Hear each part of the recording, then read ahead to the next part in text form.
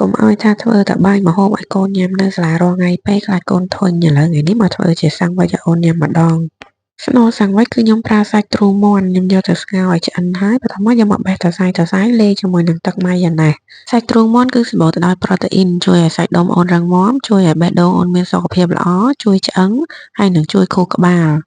ចំណែកឯទឹកម៉ាយ៉ូណេសដែលខ្ញុំប្រើលាយជាមួយនឹងសាច់ទ្រូងមាន់ហ្នឹងអូនមកហូបឡើងគឺអាចប្រើបានហើយមានរសជាតិឆ្ងាញ់ហើយលើសពីហ្នឹងទៅទៀតហ្នឹងគឺសម្បូរទៅដោយ Prebiotic ជួយជំនួយដល់កាពះពោះវៀនអូនទៀតហើយគ្រឿងដែលខ្ញុំប្រើយកមកលាបនំប៉័ងហ្នឹងគឺខ្ញុំប្រើតែទឹកប៉េងប៉ោះហើយមិនបាច់ប្រើទឹកម៉ាយ៉ូណេសទៀតទេដោយសារយើងលាយជាមួយនឹងស្នូលសាច់ទ្រូងមាន់យើងរួចហើយទឹកប៉េងប៉ោះនេះគឺផលិតចេញពីផ្លែប៉េងប៉ោះសុទ្ធ 100% មានជាតិអំបិលទាបស្ករទាបមិនមាន MSG ហើយក៏មិនមានសារជាតិរក្សាទុកសម្រាប់អូនមកខូបឡើងគឺអាចប្រើបានហើយចុងក្រោយនេះគឺខ្ញុំបន្ថែមជីប្រទះមកផ្ទះដែរដោយសារនៅក្នុងជីប្រទះហ្នឹងគឺ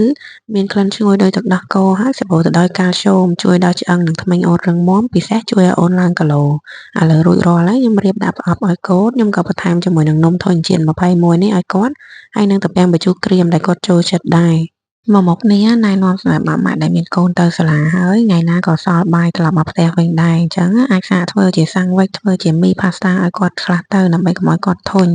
ពេលខ្លះញ៉ាំដដែលៗក៏ពិបាកដែរក្មេងគាត់អត់ចូលចិត្តទេបើសិនជាម៉ាក់មានចម្ងល់អ្វីបន្ថែមឬក៏ត្រូវការចង់កម្មង់គ្រឿងទេសដូចដែលខ្ញុំប្រើនៅក្នុងម៉ឺនុយនេះអាចឆាតចូលពេកគ្រឿងទេសកុមារ NSP បានអរគុណច្រើន